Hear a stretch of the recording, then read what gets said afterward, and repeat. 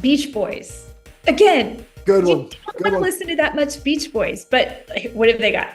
They've got California Girls, Good Hmm. Vibrations, and one of the best songs of all time, God Only Knows. I mean, Yep. who doesn't watch Love Actually and get to that God Only Knows scene? And you're just like wanting to go put flashcards out for the person you love, too. It's great songwriting.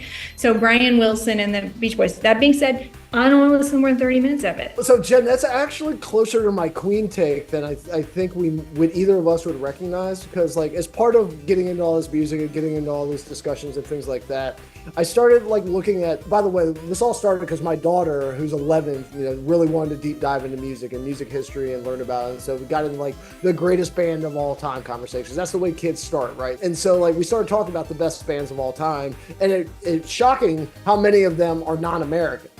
And so, Oh, like, you yes. think about the Beatles, you think about the Rolling Stones, you think about Led Zeppelin, like some people threw out Queen, like, one after another. It's about a lot of non-American bands. So then the question turned to, who is the best American band of all time? I started to look up, okay, I'm not the first person to think of this or ask this question.